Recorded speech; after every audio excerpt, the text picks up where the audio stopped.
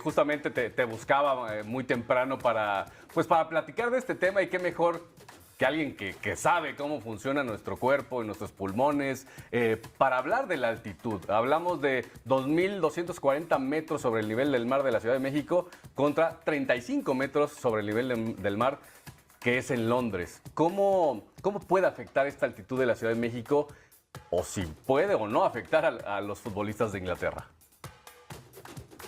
Sí, definitivamente cualquier persona que se exponga a un cambio de altura, sobre todo una altitud, un cambio de altitud tan importante, puede presentar diferentes cambios fisiológicos que es importante que mencionemos. Eh, hay varios conceptos importantes que tienen que ver con la cantidad de oxígeno que inspiramos, que inhalamos en el día a día. Como ustedes saben, la atmósfera está compuesta principalmente por oxígeno y por nitrógeno. Prácticamente el 21% de la composición es oxígeno y el otro 79% es nitrógeno, y en una menor cantidad pues existen otros gases, por eso lo redondeamos de esta manera. Entonces a esto se le conoce como FiO2 o fracción inspirada de oxígeno. Esta fracción inspirada de oxígeno no cambia, es igual a cualquier altura en la que nos encontremos, pero lo que cambia es la presión barométrica. La presión barométrica, que es la presión que está determinada por los gases que componen la atmósfera, pues a nivel del mar es de 760 milímetros de mercurio. Y aquí en la Ciudad de México es de 585 milímetros de mercurio. Este cambio en la presión barométrica modifica algo que se conoce como presión inspirada de oxígeno. Esa presión inspirada de oxígeno al final es lo que determina cuánto oxígeno está llegando a nuestros pulmones. Okay. Entonces, el vivir a mayor altura, como la Ciudad de México, a pesar de que la concentración de oxígeno sea igual, el hecho de que la presión barométrica sea menor, pues hace que respiremos menos oxígeno. Y en una persona que ya vive aquí en la Ciudad de México, pues está bastante aclimatada, así se le llama. Hay dos fenómenos fisiológicos, uno se llama aclimatización y otro se llama adaptación. Okay. La aclimatización sucede en los primeros días, incluso desde las primeras horas, pero sobre todo en los siguientes días. En 2 a 3 semanas prácticamente estamos aclimatados a un cambio de altura.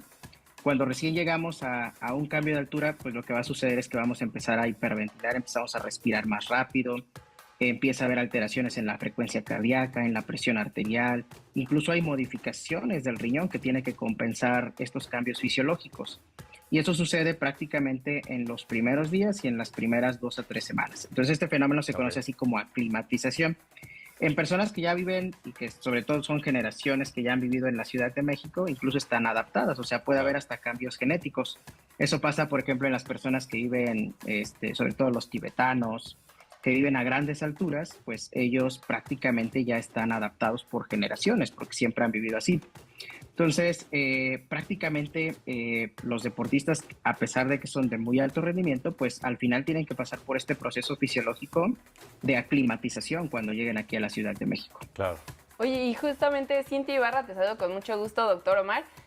Saber, ya dijiste que no es tan fácil adaptarse para los equipos profesionales que vienen aquí, pero ¿hay alguna manera para que estos cambios tan drásticos puedan ser resueltos por los equipos? ¿Qué es lo que podrían hacer ellos para adaptarse un poco más rápido, no?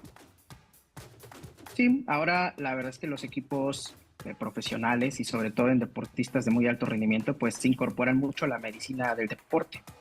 Y ellos pues incorporan varias estrategias, sobre todo hay algo que se llama logística de precisión y entrenamiento de altura, en la que implementan diferentes estrategias para poder tener un mejor rendimiento. Entre ellas, por ejemplo, tan solo con el entrenamiento, existen entrenamientos que se pueden utilizar cámaras hipováricas. A diferencia, ustedes saben que hay algo que a veces suena mucho, son las hiperbáricas, sí, ¿no? Aquí es al revés, son cámaras hipováricas en las que prácticamente se expone a los deportistas de alto rendimiento a menores concentraciones de oxígeno. También se pueden utilizar máscaras que generan entrenamientos con hipoxia, que es prácticamente igual niveles más bajos de oxígeno. Eso para simular el entrenamiento que sería a grandes alturas. Pero además de eso, pues algo que es muy importante, y ahí es donde entra la parte logística, es que lo ideal es que los deportistas pues lleguen al lugar donde van a, en este caso, en el caso del fútbol, pues a jugar. Tienen que llegar idealmente 2 a 3 semanas. 3 Sí. semanas antes para que justamente se presente la aclimatización. Algunos Sí. lo hacen incluso 6 horas antes o en el mismo día para que justamente no repercutan esos cambios. Sin embargo, ustedes saben que pues ahorita por los partidos pues esto es muy difícil de lograr, Sí, ¿no? Porque claro. prácticamente se están moviendo de un Sí, lugar a otro. llegaron hoy. Eh, Exactamente. Entonces es muy difícil. Pero además de eso se utilizan otras estrategias, por ejemplo, también el tema de nutrición. Ujú. Se pueden dar suplementos con hierro, eso es también para incrementar la cantidad de glóbulos rojos. Se aumenta, sobre todo lo que se trata de favorecer también es la mayor hidratación, ya que Ujú. también existen pérdidas de agua cuando justamente existe un cambio de altura. Entonces, algo que hay que mantener es una buena hidratación, un consumo Claro, mayor de carbohidratos, que son estrategias que implementan los nutriólogos de los equipos. claro. Entonces, sí son una serie de estrategias que hacen para que justamente puedan pues tener una aclimatización más rápido y puedan jugar bien. Claro, Omar, nos quedan 30 segunditos agradeciéndote nuevamente. ¿Hay medicamentos que ayuden a contrarrestar? Porque se ha hablado también en redes sociales de algunos medicamentos que se pueden utilizar. No va a decir nada, pero es de este color, creo. O del de Cintia, no sé. Pero ¿cómo se puede ayudar? Y además también que no tengan un tema de dopaje, ¿no? Sí, en realidad no hay ningún medicamento que esté aprobado médicamente para que se Ok. pueda utilizar. Sí se han hecho estudios, por ejemplo, con el sildenafil, que es el Viagra. El sildenafil es un vasodilatador. Entonces, lo que sucede dentro de nuestros pulmones cuando nos exponemos a cambios de altura es que las arterias se contraen, se colapsan. Entonces, eso es una vasoconstricción hipóxica.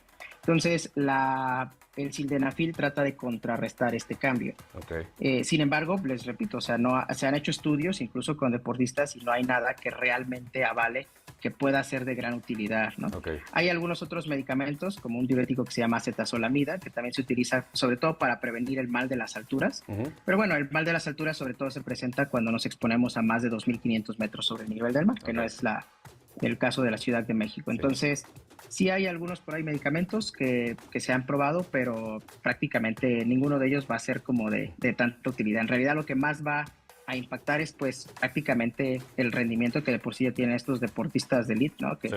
prácticamente tienen una gran capacidad aeróbica. Sí, claro. Omar, y obviamente lo que siempre decimos también en el programa Salud y Deporte, jueves 4 de la tarde, recuerden, ahí pues siempre tienen que consultar a un médico. Digo, ahorita estamos hablando de una selección que tiene un cuerpo médico, pero recuerden, siempre lo primero que hay que hacer es visitar a un médico especialista para saber qué podemos hacer. Omar, muchas gracias por haber estado con nosotros y pues esperemos que no les afecte físicamente, pero sí futbolísticamente la altura de la Ciudad de México a los ingleses y pues también que eso nos ayude y nos beneficie a la selección mexicana. Gracias, Omar. Hasta luego, muchas gracias. Ahí